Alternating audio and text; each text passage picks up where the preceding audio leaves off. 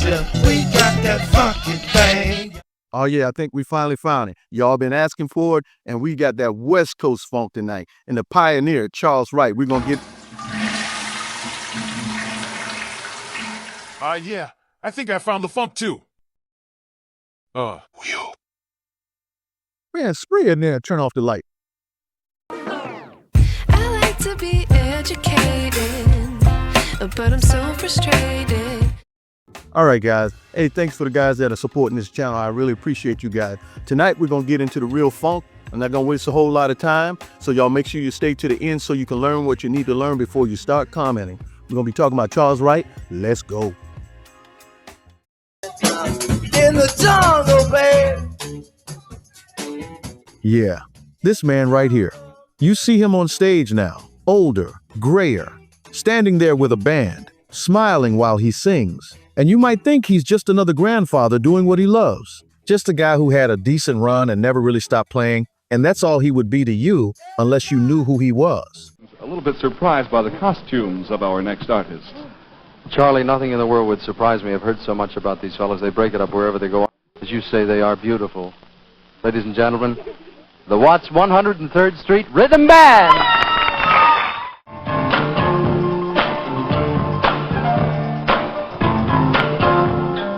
In the late 1960s and early 1970s, at the exact same time, other forms of funk were being born across the country. Charles Wright is a pivotal figure in funk history, best known as the band leader of the Watts 103rd Street Rhythm Band, bridging soul, R&B, and early funk with socially conscious themes and enduring musical impact. Charles Wright was born in 1940, about 9 miles outside of Clarksdale, Mississippi, on a cotton plantation. He was one of 12 children, growing up in a sharecropping system that he would later describe as only one step removed from slavery. Music was not freedom in that house, and the man who ran the plantation made sure everybody knew it. He convinced my father that all African-based music, especially the blues, was the devil's music. Charles grew up believing that idea, and for a while, he did exactly that. But everything changed when his family moved to Los Angeles when he was 12 years old in the early 1950s. Then on the first day of high school, Charles heard a quartet singing out in the yard. Not spiritual, but real black secular music. And there was 4 guys standing there singing 4-part harmony. Me, you fell in love with that. That was the best sound I'd ever heard. And in that moment, something snapped into place. The music didn't feel evil, it felt honest. It felt like life. That was the moment he fell in love with sound, not as rules, but as expression. Los Angeles in the 1950s was alive, radio mattered, and one of the biggest voices on the air was Hunter Hancock. And now here he is, the one, the only, Hunter Hancock. Hello, everyone. His show didn't just play records, it educated young listeners. It exposed them to R&B, doo-wop, and rhythm music that wasn't always welcome in polite spaces. And it played all the best black music that was recorded during that era. And I got hooked on it immediately. Charles was now listening and absorbing everything. That show helped shape his ears, his taste, and his understanding that music could be more than entertainment. It could be identity. As a teenager in the late 1950s, Charles started singing in vocal groups, moving through the doo-wop scene, learning discipline, harmony, and stage presence. He crossed paths with Jesse Belvin, a major figure in West Coast soul, and someone who saw something in him early, but not before cursing Charles out for trying to sound like him. He said, "Get your own style, boy, leave mine the F alone." That advice would matter later. By the early 1960s, Charles Wright had lived enough life to know he wanted control of his own direction. He formed a band called Charles Wright and the Wright Sounds. This was not a casual group. This was a working band, grinding in clubs, tightening the groove night after night. But some of the players to come through? We had Barry White as a drummer. We had the captain from Captain Tennille as keyboard player. We had Bill with us. Barry White on drums? I know you didn't know that, did you? Yeah, man, this was serious stuff. These musicians were sharpening instincts together long before fame ever showed up. As the decade moved on, the band evolved, and so did the city around them. Watts was not just a neighborhood, it was a pressure cooker. 103rd Street ran straight through the heart of it. After the Watts uprising of 1965, everything felt heavier, more honest, more urgent. Charles had a sound, and it had an audience too. Good funky music has a right to be heard. Now, this is where the conversation about funk needs to slow down and get accurate. Funk was not born in one place. In the early to mid-1960s, while James Brown was shaping his sound in the South, the Meters were developing their style in Louisiana, and Dyke Christian was making moves in Phoenix, and forms of funk simmered in other places beyond. But something different was on the stove on the West Coast at the exact same time. Charles Wright was at the center of it, building a sound that was raw, deep, and pocket-driven. In fact, Dyke Christian even tried to get Charles and his band to back him around the time of Funky Broadway, which shows just how respected and in demand his groove was, even before Watts 103rd Street hit the charts. And Charles, he was the cook, or the chef, quietly stirring a West Coast funk that would stand apart from everything else happening nationwide.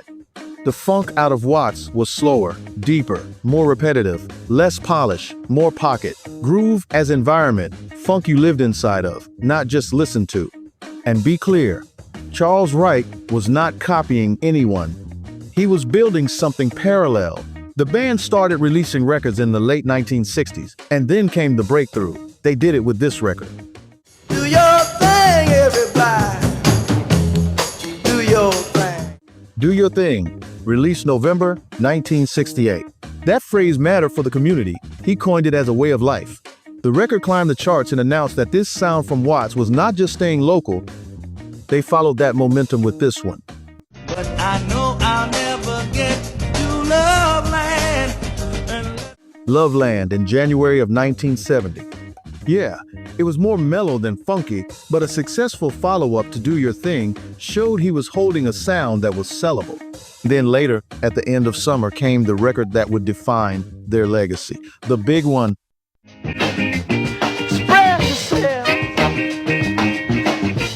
Express Yourself. That groove was hypnotic.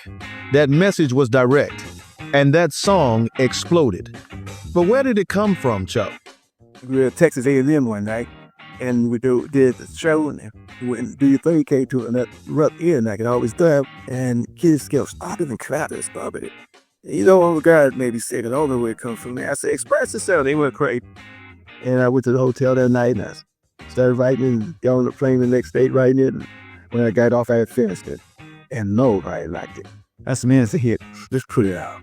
I told you it was going to be a smash, didn't it? It climbed the charts, crossed over, and became one of the most recognizable funk records of its era.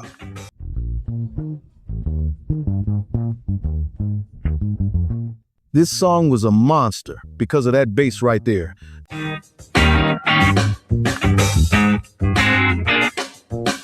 That shank and rhythm guitar had funk all over it.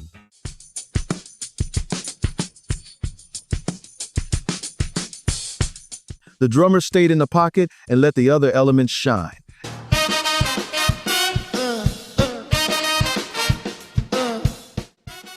And those horns, they knew exactly how to smooth the groove out. This is where you hear how the West Coast was different, a unique style developing in real time. Later, hip-hop artists would sample it, commercials would borrow its energy, and entire generations would grow up hearing it without always knowing where it came from. At the height of their success, around 1970 to 1972, the band was everywhere. This was around the time when Bill Cosby took notice of them and brought them into his world. Let me, as long as I've stopped here, ask how the association with Bill Cosby came about. Well, we first met Bill. We were recording. You know, we do studio work a lot, and we were recording. We had a call to do a session one day, and he happened to be the artist, believe it or not. It was a surprise to me, and he dug us, so we dug him. From there on, we've been buddies. When we started working with Bill Cosby, we changed our name to the Watts 103rd Street Rhythm Band. He wanted my band to be his band.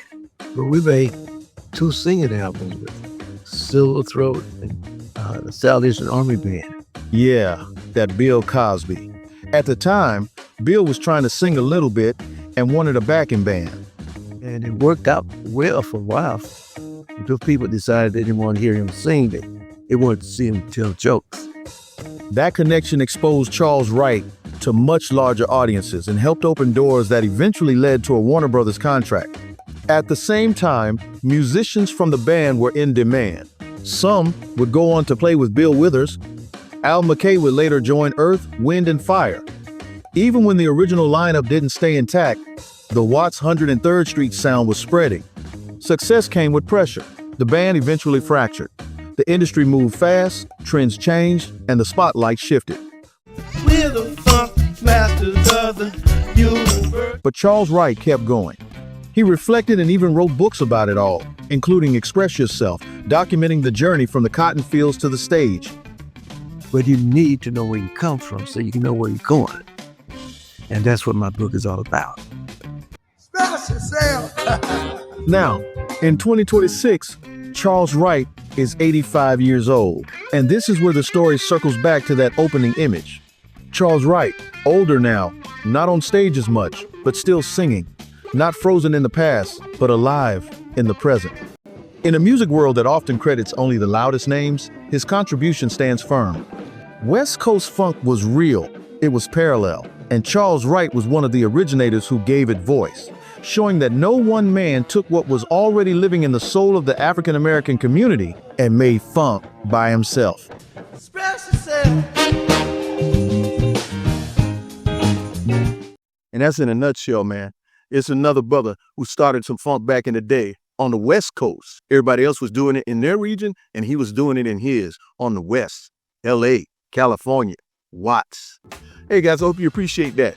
Keep checking out the videos, and I'm gonna see you next time on the Music Mindset Channel.